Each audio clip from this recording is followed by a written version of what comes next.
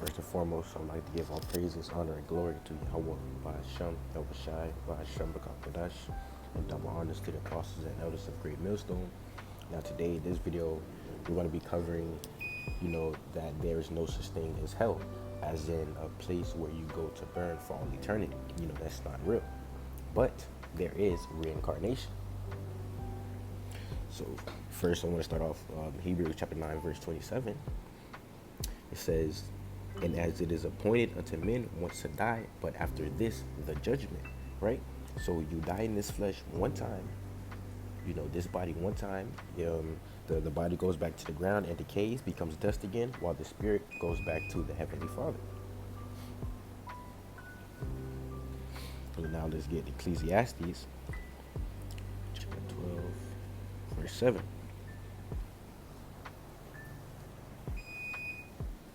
So Ecclesiastes chapter 12, verse 7.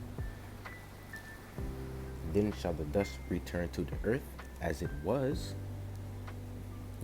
and the spirit shall return unto the Most High who gave it." So again, the spirit goes back to the Heavenly Father. You don't go somewhere to burn for all eternity once you die. They say that the wicked, once they die, they get sent to hell to burn for an eternity. No, that's not true. As we just read, "Then shall the dust return to the earth as it was." So your body turns back into the dust, goes back into the earth, and the spirit shall return unto the Most High who gave it. So it goes back to the Heavenly Father in the spiritual realm. So let's get Ecclesiastes chapter 3, verse 15. So it says, "That which hath been is now, and that which is to be hath already been, and the Most High requireth that which is past." Now, this is dealing with reincarnation. So it says, "That which hath been is now, and that which is to be hath already been, and the Most High required that which is past," such as your spirit, because we've already been on the earth before in past lives. Our spirits aren't new. Like I said, going into reincarnation, in which the aspect of reincarnation itself completely shuts down the hell doctrine. Because if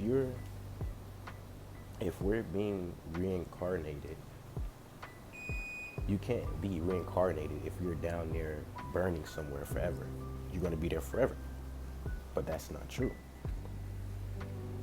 Ecclesiastes chapter 1, verse 9.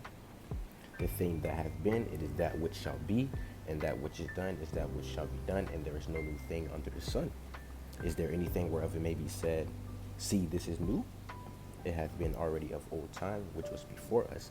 Once again, dealing with reincarnation. So it says there is no new thing under the sun. So our spirits, or the spirits on the earth now, aren't new. They're the same spirits from time past being recycled back into the earth. Verse 11.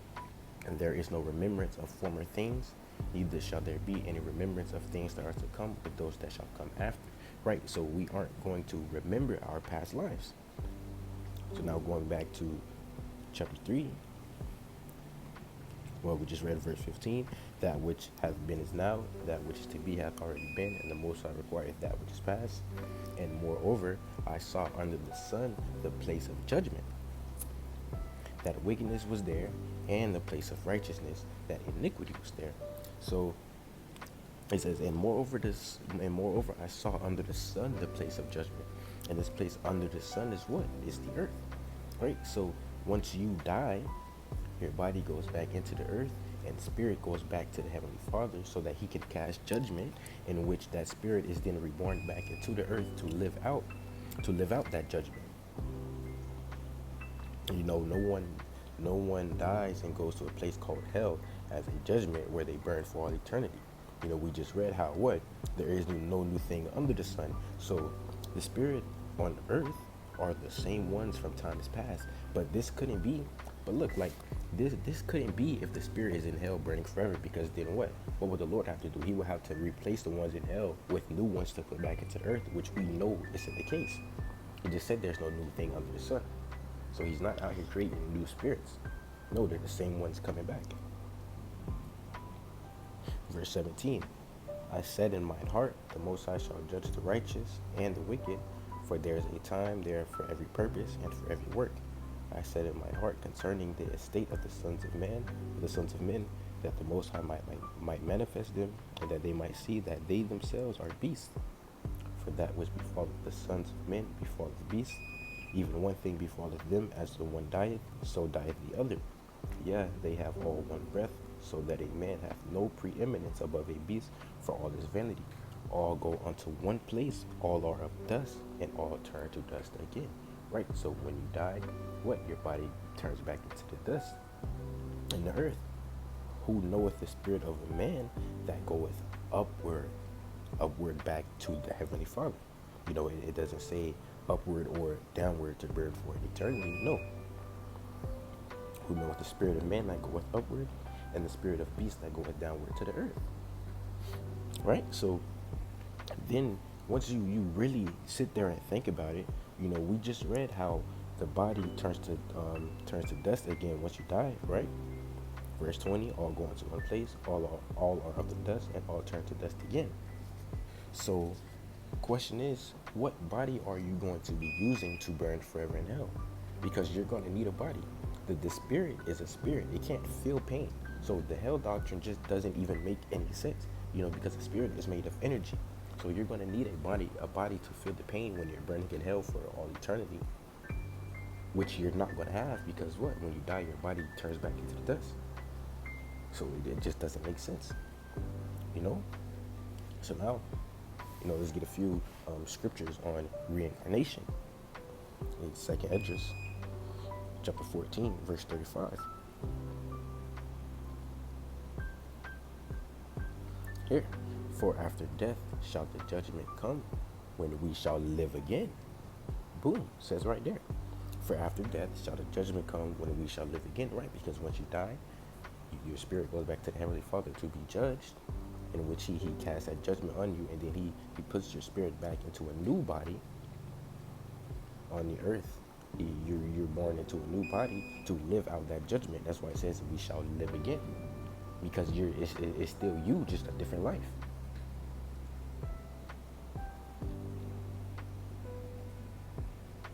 Let's go back and get Job chapter 14, verse 14.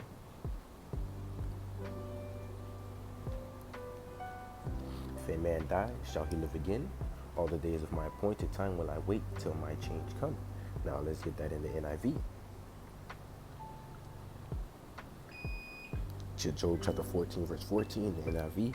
If someone dies, will they live again? All the days of my hard service will I wait for my renewal to come.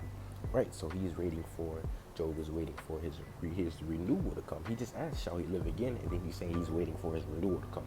What does that tell you? If you have any context clues, he knows that he will come back alive. He's waiting for his renewal, his restoration. And that for when the spirit is put into a new body.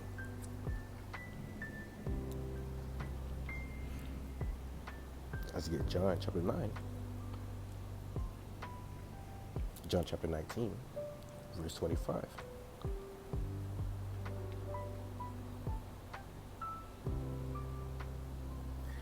Now there stood, not John, Job chapter 19, verse 25. Here. For I know that my Redeemer liveth, and that he shall stand at the latter day upon the earth. And though after my skin worms destroy this body, yet in my flesh shall I see the Most High, whom I shall see for myself, and mine eyes shall behold, and not another, though my reins be consumed within me. So he just said, and though after my skin confirms destroyed his body, so even after my skin worms destroyed his body, so after he dies and his body decays and turns back into dust, what? Yet in my flesh shall I see the Most High. So he's saying in his flesh, so in his body, he's still going to see the Most High. How is that possible if his body just got destroyed by the skin worms and it's decayed? Because he knows that he's going to be given another body, through reincarnation, to where he will still be able to, behold the Lord with his own eyes. Right? So those were a little dealing on reincarnation, which we're going to get more, but Now back to this hell doctrine, this false hell doctrine. In Job chapter 3,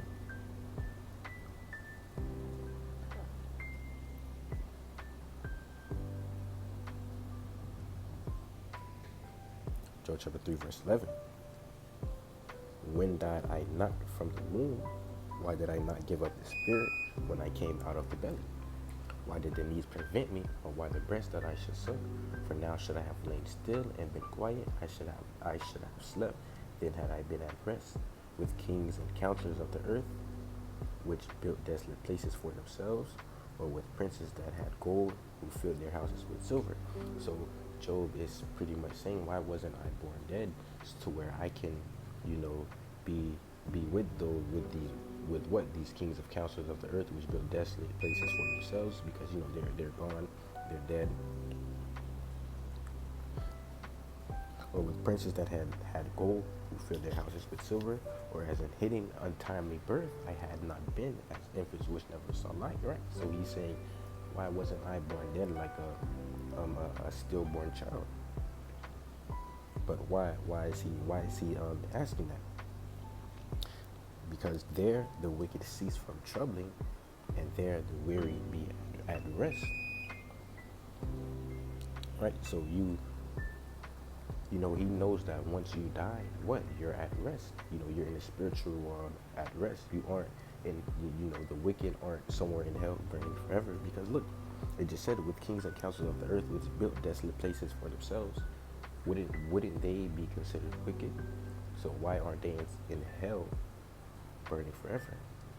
No, they're in the spiritual realm at rest.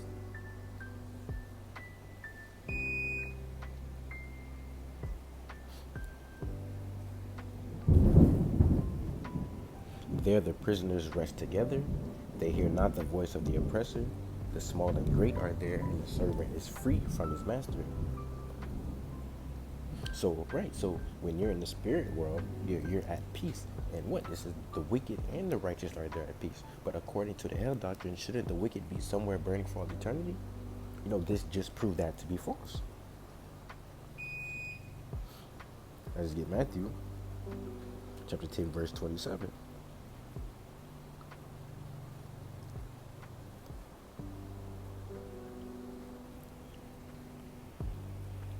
When I tell you in darkness, that speak ye in light, and when ye hear in the ear, that preach ye upon the housetops, and fear not them which kill the body, but are not able to kill the soul, but rather fear him which is able to destroy both soul and body in hell.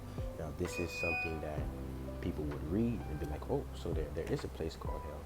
Well, yeah and no, there isn't a place called hell where you go to burn for all eternity that the wicked go to when they die. But you know, on this earth, you could be living hellish conditions, you know, and we're going to explain that. So it says, and fear not them which kill the body, but are not able to kill the soul. Right, because once you die, what? Your spirit leaves the body and returns back to the heavenly Father, so they can't harm you anymore. But rather fear him which is able to destroy both soul and body in hell.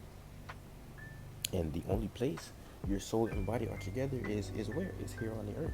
So there literally can't be a place called hell where people go when they die and burn eternally, because in order to even burn, you need a body. You know, but we know that when you die, your body goes back to the ground and decays, turns back into dust. So when it says able to destroy both soul and body in hell, it's talking about on this earth.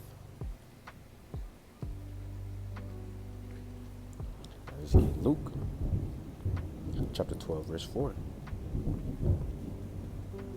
And I say unto you, my friends, be not afraid of them that kill the body, and after that have no more that they can do. But I will forewarn you whom ye shall fear. Fear him, which after he hath killed hath power to cast into hell. Yeah, I say unto you, fear him. Now, once again, people will read this and think like, okay, so there is a place called hell. But no. You know, it says, but I will forewarn you whom ye shall fear. For him which after he hath killed hath power to cast into hell. Yeah, I say unto you, fear him. Right, because after death, your spirit goes back to the Lord for judgment, and then you live again. As we read in 2nd Ezra chapter 14, verse 35, for after death shall the judgment come, when we shall live again.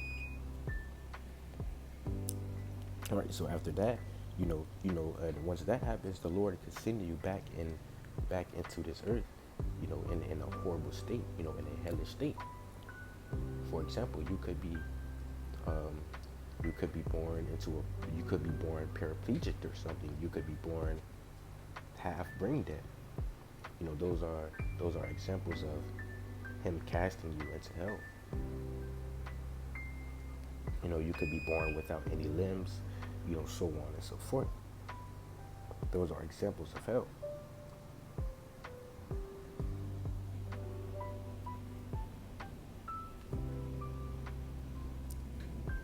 So now, let's hit up 1 Samuel. 1 Samuel chapter 28. Start at verse 3. Now Samuel was dead, and all Israel had lamented him and buried him in Ramah, even in his own city. And Saul had put away those that have familiar spirits and the wizards out of the land. So those that have familiar spirits, witches, warlocks, wizards, those who practice witchcraft, because that's an abomination unto the Lord. That's a sin. That's unlawful to do those type things. And the Philistines. So now we know that the prophet Samuel is dead, right? Okay, verse 4. And the Philistines gathered themselves together and came and pitched in Shunem. And Saul gathered all Israel together, and they pitched in Gilboa. And when Saul saw the host of the Philistines, he was afraid, and his heart greatly trembled.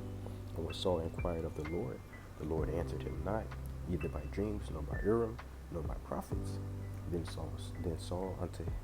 said Saul unto his servants, seek me a woman that hath a familiar spirit.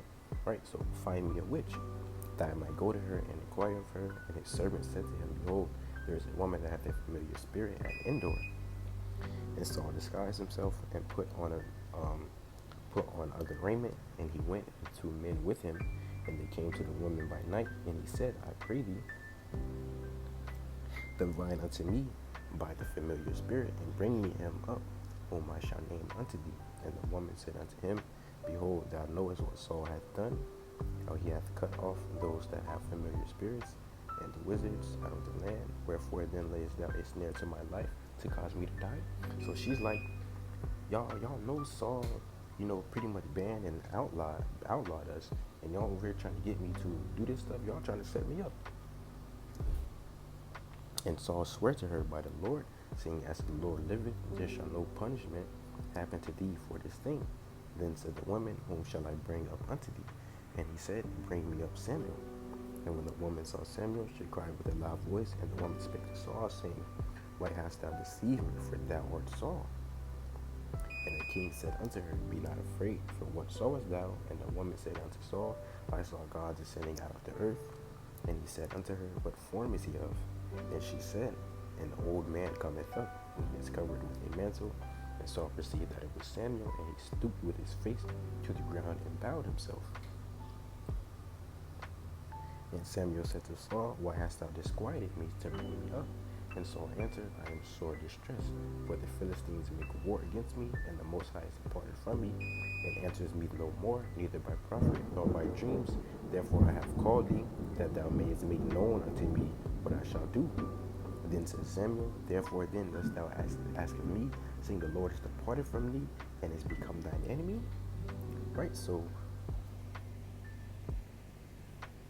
we know that Samuel was righteous, and what? Saul is wicked. It says that, seeing the Lord is departed from thee, and is become thine enemy. So Saul is an enemy of the Lord. He's wicked, right?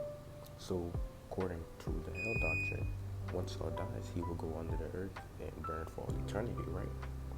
Well, let's see. And the Lord hath done to him as he spake by me, for the Lord hath rent the kingdom out of thine hand, and given it to thy neighbor, even to David, because thou obeyest not the voice of the Lord, nor executest his fierce wrath upon Amalek. Therefore hath the Lord done this thing unto thee this day. Moreover, the Lord will also deliver Israel with thee into the hand of the Philistines. and tomorrow shalt thou and thy sons be with me. Right? So Saul, who is wicked, well, let's finish reading. The Lord also shall deliver the host of Israel into the hand of the Philistines. Right? So Saul, who is wicked, was going to die and be in the same place as Samuel, who is righteous.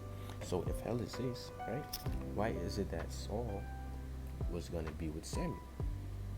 It's a trick question, because hell, as in a place to burn forever, it doesn't exist. When you die, the spirit goes back to the Heavenly Father in the spirit world. Now, there's one more thing I want to get, dealing with reincarnation, dealing with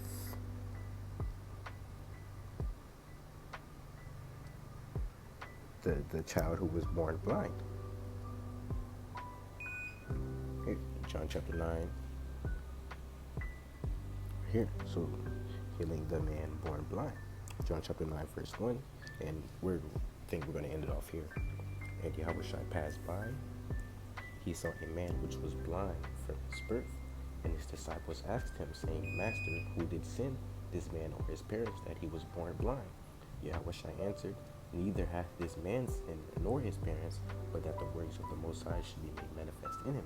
So, you have the disciples, they're asking, who did sin, this man or his parents, that he was born blind? So mind you, they're asking this of a baby. And that's because they understood reincarnation. They understood that, this man could have sinned in his past life, causing him to be born blind in this life as a judgment from the Lord. They understood that. Or, because how else would the baby have sinned? He was just born. It's not possible. But we know he was born blind, not he was born blind, not because of that, but because of what? But that the works of the Most High should be made manifest in him. So yeah. So what's more, there is no such thing or no such place as hell where the wicked go to burn forever. That's false.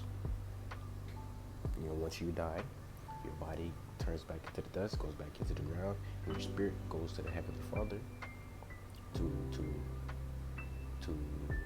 be judged, and where He will send that spirit back onto the earth, recycle it back into the earth, and to be born into a new body, to where you live out that judgment, whatever it is, whatever your law is. So with that being said, once more, I would like to give all praises, honor, and glory to Yahweh, Ba'Shem Yahushua, and Ba'Shem Makabadash, and double honors to the apostles and elders of Great Millstone, and shalom to the whole elect.